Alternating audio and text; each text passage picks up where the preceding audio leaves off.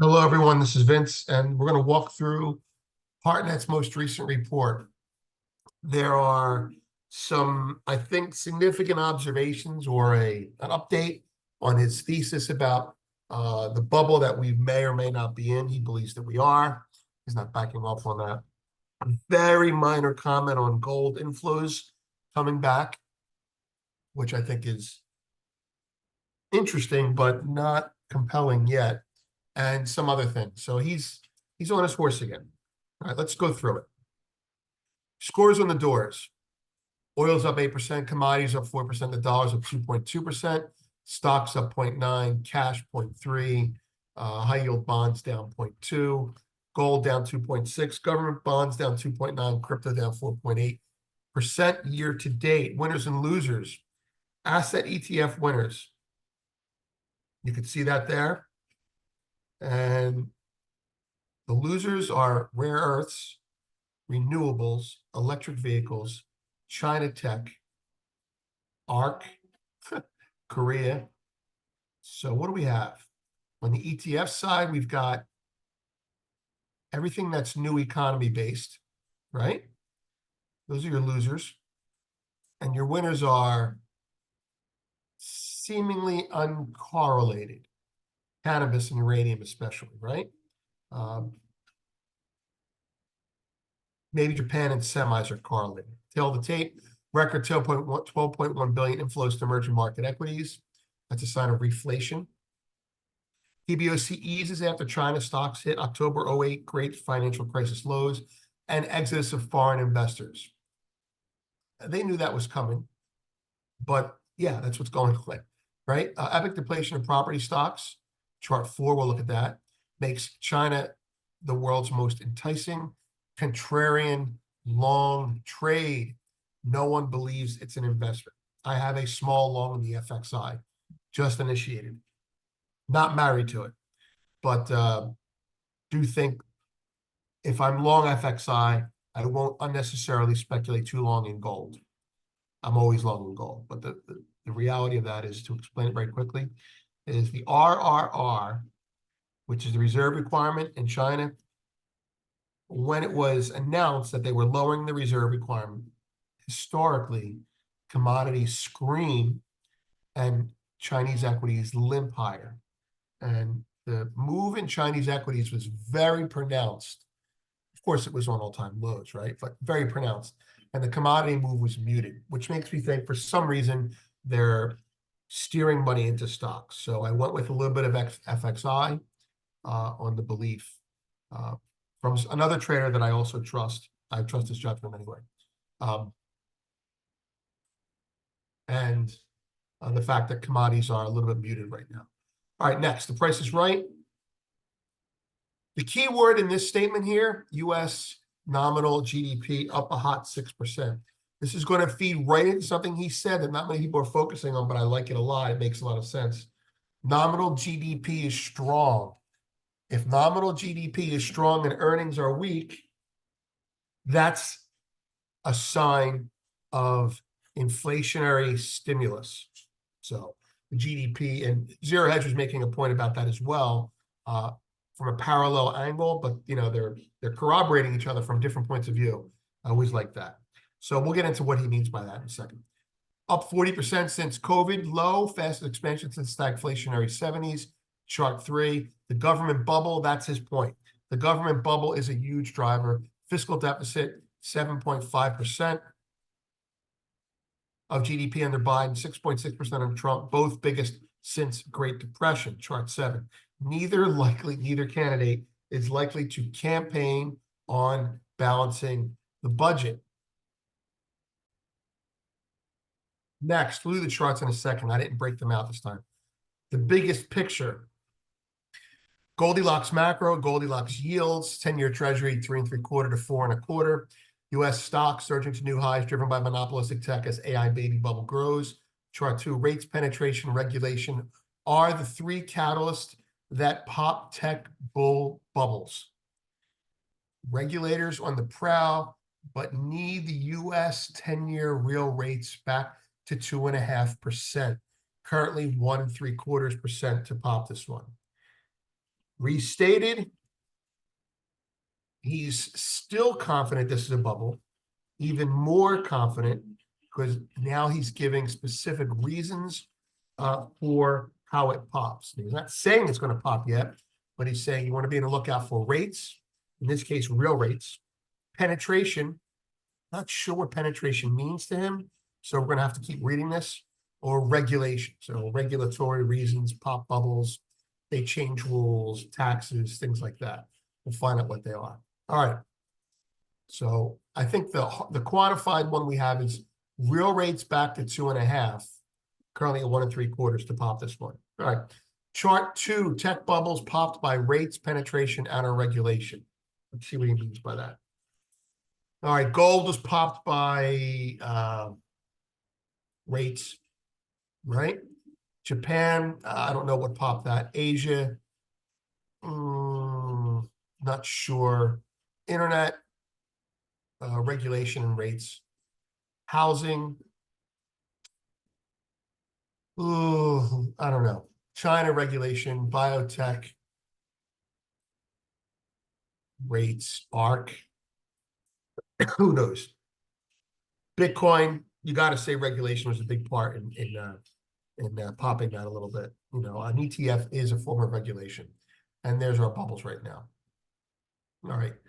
Weekly flows, 7.6 billion to stocks, 4.2 billion to bonds. This is my first read through, by the way. So if I'm a little slow on the uptake, you'll know why. I haven't read the ZH story yet.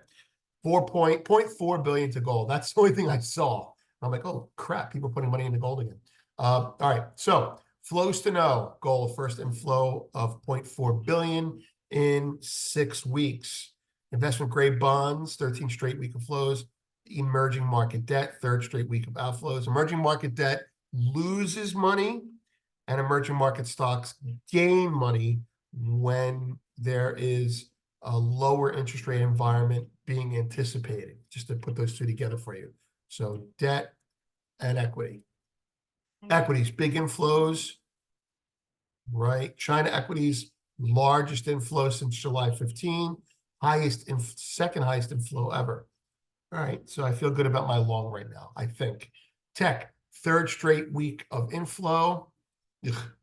All right, Bank of America private clients, I'm not going to go through that. Bank of America bull and bear indicator, that's up here. So basically, their indicator is in the don't be long. Not necessarily sell, but don't be long right now. All right. Master and servant. Bonds the master, stocks the servant, very visibly in recent months. No, it's not.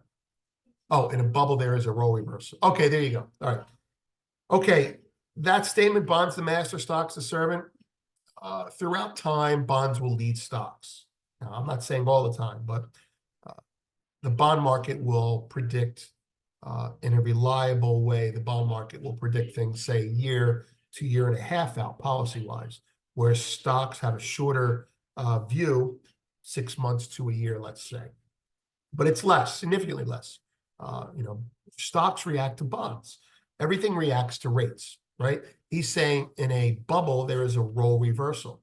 An example of role reversal I can give you right now is in 99, when they started raising rates, stocks went up initially. And then at some point, the rates got to be too much and stocks crapped out. There are similar examples, but that's the most obvious one that I remember or was bore witness to. So, you know, that's it. In a bubble, there is role reversal. So we are in a bubble, again, confirming what he says. All right, October 30th, U.S. Treasury QRA quarterly refunding announcement. You're going to start seeing this QRA stuff more now. QRA quarterly refunding announcement is a number, but it's also where the Treasury tells you where they were announcing their refunding. Are they going to do it 6 months out, 2 years out, 10 years out? And they've already put out their map for that, but this is the actual execution of that. All right, so 776 billion versus consensus 825, 852 billion. That was then. That was the catalyst for the epic Wall Street rally, okay? The Treasury was expecting to finance 852 billion. They only finance 776 billion. That was, in hindsight, why the market rallied. Yield sank from 5% to 4%. Right. So after the October run-up in yields, remember that? In bond yields, this information came out and the bond market rallied, dropping yields. So that supported stocks. There you have it. It's after the fact, but the reason that bonds rallied like they did was the Treasury spent less than they said they would, or the market had expected them to, going into that October 30th statement.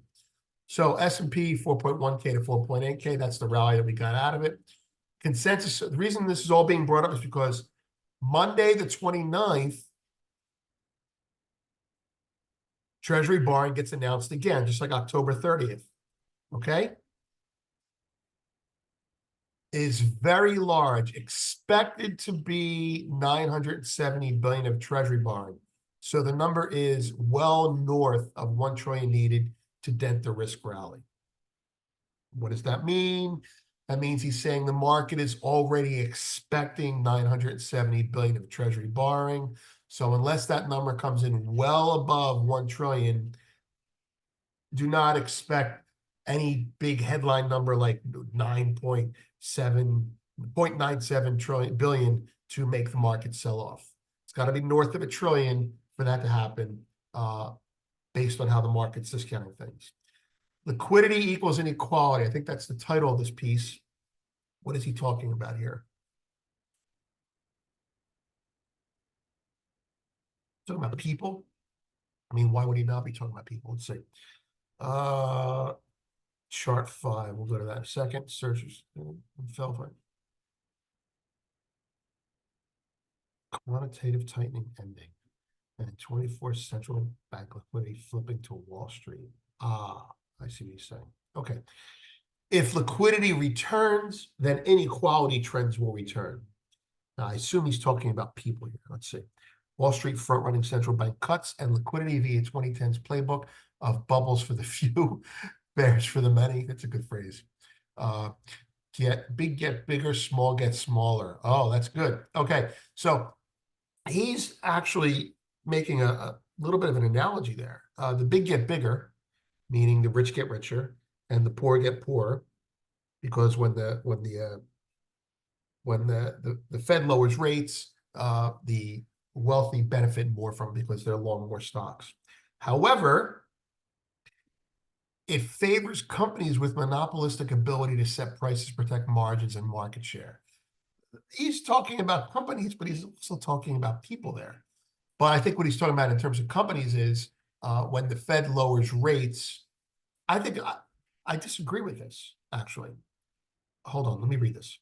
Favorite companies, remember, that take future competition, quality back on the rise. Value of private sector financial assets relative to the value of the economy rose. Okay, this is important. Value of the private sector financial assets relative to the value of the economy rose 4.3 times, dropped in 23, and back up now. Okay, so easing, anticipation of easing, or financial conditions improving, which is what we have now, are signs of inequality amongst the population. But he's also saying there's signs of inequality amongst companies. I don't know that I agree with that at all. But maybe he's just kind of wink at you and give you a euphemism. I don't know. All right, chart. So chart 3, fastest U.S. GDP expansion since the inflationary 70s. This is a very significant chart. He got into this in detail before, but I'm gonna bring it back to you now. High notional or nominal, there's a word they use. High nominal GDP means it's a big number. If GDP is high, and then in the next quarter, when earnings come out for companies, if they come out and miss low, then that's a quantified empirical indication that the GDP itself was pumped up, leveraged, inflationary, not real growth. Okay, so earnings are the manifestation or the realization of projected GDP growth. He's saying The last time we had US GDP expansion this high, it was the 1970s. The 1970s were stagflationary. You know, GDP was 20%, inflation was 19%. You get the idea. China, big China easing property stocks to trade. Okay. Let's see. I don't know how to play this, but I think I know what he's saying here. He's saying when China eases, property stocks should do well. Now, that's because they've been hammered so much and their economy has been so property based. So I would guess property stocks would do better than every other stock in China right now. And that's what he's going for. I can't disagree with that. Quantitative tightening will end in 24. That's a sign of the whole inequality coming back thing, right? Let's see. World liquidity outstanding. What is this here? Okay, so what is this? World liquidity outstanding. All right, so from here to here, that's liquidity being drained from quantitative tightening. And he's saying quantitative tightening is going to end, which is going to bring us back on this path here. Okay. World inequality back on the rise, wealth inequality, I should say. There you go. Same chart. QT ends, QT starts. Wealth inequality, it's actually quite amazing. QE era ends. There you go. It looks like a blow off top to me. Interesting. Biden and Trump deficits highest since FDR. Okay. That headline, U.S. government budget balance percent of GDP under each administration since 1900. Okay. FDR, minus 12.2%. It was 12.2% of GDP. That was, during World War II and coming out of the Great Depression. And he's saying that now under Trump and Biden, you're getting into those areas again that you were down here. You're certainly below these areas and even below Obama. Right? I don't know that Obama was that big of a spender. I guess Obamacare was part of that. Okay, so what is he saying? Well, I don't know what he's saying, but I know what I can observe. We ran this during World War II, and the Great Depression. Where's the Great Depression? There's no Great Depression here. I guess what I'm saying, from my point of view, my bias is, God forbid if there's a war. And we're having a war now. We're just not calling it that. We're at war with the world. We're just not fighting anyone except in one spot. I think what I'm trying to elaborate on is to say that we are in a deficit spending situation where we need to spend to keep things afloat. But if there's another crisis, we might have that hard reset that everyone's talking about, my opinion. BOA private client allocation T-bills looks to have peaked. Okay, so for the past, infinite time, although it's been decreasing, money's been going into T-bills because of the higher rate. So money is now coming out of T-bills, or slightly has stopped going into T-bills in anticipation probably of easing rates, and money's going into stocks now. I would have to say that we still have a ton of money on the sidelines. So money's just beginning to come out. So you could see this become the beginning of the blow-off rally. So you can imagine this. Everyone thinks the Fed's not going to ease, or a good portion of people think the Fed's not going to ease. Money comes out of these T-bills, comes due, it goes into stocks. Fed said, ha, kidding, I'm not going to ease, and then everything comes off again. All right. Buying of stocks at largest clip since September 22. There you go. That's chart 8 and chart 9 are like one piece, right? But what are we looking at here? The last time it was this high, September 22.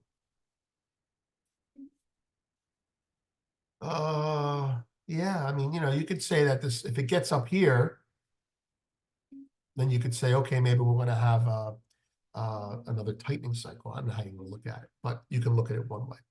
Selling of debt at largest clip since May of 22. Clients are selling bonds, but it doesn't seem like they're selling bonds because they're scared. They're selling bonds because they're buying stocks now. Otherwise gold will be ramping, right? Money markets would be increasing. Chart 11, largest weekly inflow to EM equities ever. which is consistent with a reflation or an easing environment. Largest 4-week inflow to IG bonds since February 21. Well, I don't know exactly how to get into the granular part of that, except to say that when people put their money into stocks, taking it out of treasuries, some put money into investment grade bonds. You start to go up the ladder looking for more upside. So I go from a 4% T-bill to a 5% investment grade bond to an 8% junk bond to stocks. And you're probably going to see that. Largest inflow to tech funds since August 23. Okay, but still has a ways to go. Look at that. It can really go a lot higher. Let's see. Anything special here? The quilt. One of the subscribers had mentioned every 2 years gold does well. I mean, he was simplifying it, but he's right. I mean, does bad, does well, right? Hold on. Let me change colors here to something that we can all see, since I'm going to draw stupid stuff.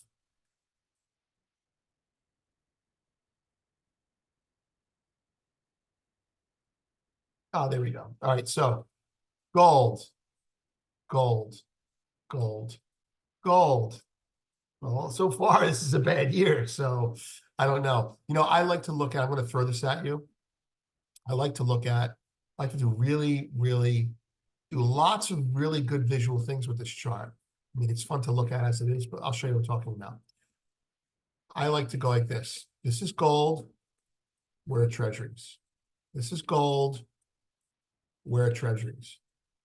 I like to compare gold to another asset and work my way all the way through. So, for example,